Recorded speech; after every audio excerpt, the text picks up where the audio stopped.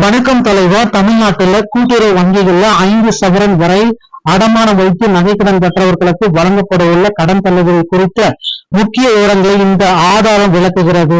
இந்த திட்டம் ஏழை மற்றும் நடுத்தர குடும்பங்களின் பொருளாதார சுமையை குறைப்பதற்கு நோக்கமாக கொண்டிருந்தாலும் தகுதியுள்ள பயனாளிகளை தேர்ந்தெடுப்பதில் அரசு சில கட்டுப்பாடுகளை விதித்துள்ளது.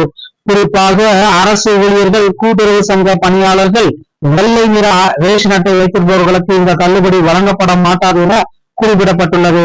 முறைகேடுகளை தவிர்க்கவும் உண்மையான தேவையுள்ளவர்களுக்கு இந்த உதவி சென்றடையும் நோக்கில் தகுதி அளவுகோல்கள் மிகவும் தீவிரமாக வைக்கப்பட்டிருக்கு. சமூக நீதியையும் நிதி மேலாண்மையும் சுமைப்படுத்தும் ஒரு கொள்கை முடிவாக இந்த அறிவிப்பு பார்க்கப்படுகிறது. கிராமப்புற மக்களின் மருத்துவ செலவுகள் மற்றும் கல்வி கட்டணம் போன்ற அத்தியாவசிய தேவைகளுக்கு இந்த ஒரு திட்டம் பெரும் நிவாரணமாக அமையும் என்று எதிர்பார்க்கப்படுகிறதுங்க. தமிழகத்துல நகைக்கடன் தள்ளுபடியை முதல்வர் விஜய் அவர்கள் எப்பொழுது வெளியிட்டிருக்காரு?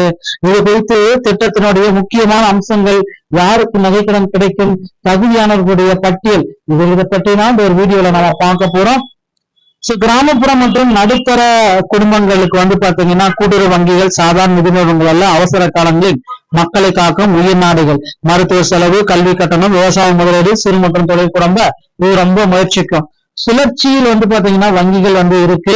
2021 தேர்தல் வாக்குறுதிகளை திமுக மற்றும் அதிமுகவால நகைக்கடன் தள்ளுபடி அமைக்கப்பட்டிருக்கு. முதற்கட்டமா அதை அமலாக்கப்படுத்தினாங்க.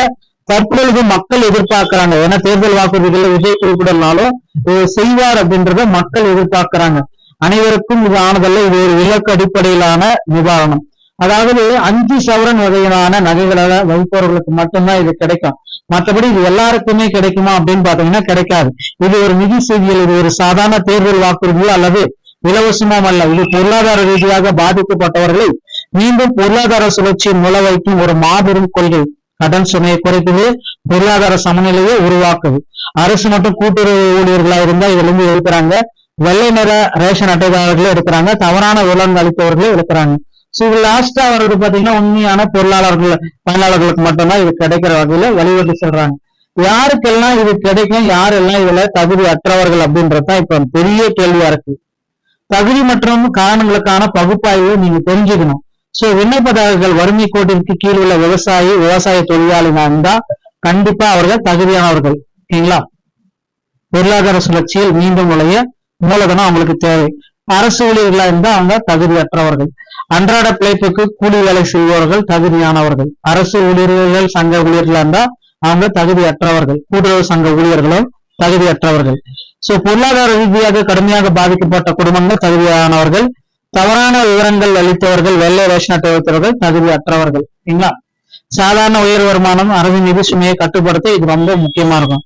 தவறான தகவல் கொடுத்திருந்தாலும் அது தகுதியற்றவர்கள் பட்டியல்ல போயிடும். தராசில் கடுமையான சமர்ப்பாப்பின் சரிபார்ப்பு இதுதான். நம்பகத்தன்மை, தவறான தகவல்களை தடுப்பதன் மூலம் திட்டத்தின் நேர்மை உறுதி செய்யப்படுகிறது. நிதிச்சுமையும் சமூக நீதியும் சரியான பகுதியில் இருந்தா மட்டும்தான் பொருளாதார கட்டுப்பாடு இருக்கும்.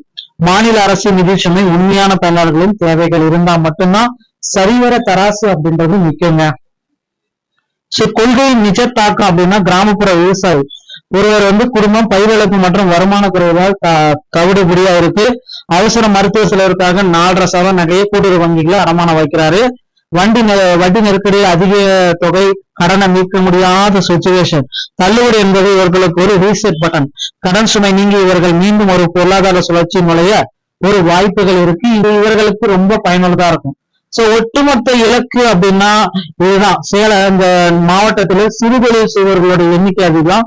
கொரோனா காலத்துல பாத்தீங்கன்னா ரொம்ப பேர் வருமானம் இல்லாத போனதால 3 சவரன் நகை கடன்களை பெற்றாங்க.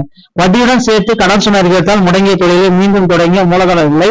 இந்த நிவாரணம் இவர்களின் முடங்கிய தொழிலை விடுவித்து கொடுக்கிறது. இது இந்த மாதிரி சேலத்துல ஒவ்வொரு இடத்துலயுமே பாத்தீங்கன்னா நகை கடனுடைய அரசின் நோக்கத்தை நீங்க தெரிஞ்சு நகைக்கடன் தள்ளுபடியை கொடுப்பாங்க அப்படின்றதை எதிர்பார்க்கலாங்க. முதல்வர் விஜய் அவர்கள் விரைவில் நகைக்கடன் பற்றின ஒரு அறிவிப்பு வெளியிடுவாரு. 5 சவரன் தள்ளுபடியை கொடுப்பாரு. மிகப்பெரிய அளவுல ஒரு பட்டியல் தயாரிச்சுட்டு இருக்காங்க, 13 லட்சம் பேருக்கு. நண்பர்களே, வீடியோ பிடிச்சிருந்தா நீங்க நம்ம சேனலோட இணைந்திருக்க மீண்டும் நல்ல தகவல் உங்களை சந்திக்கும். நன்றி, வணக்கம்.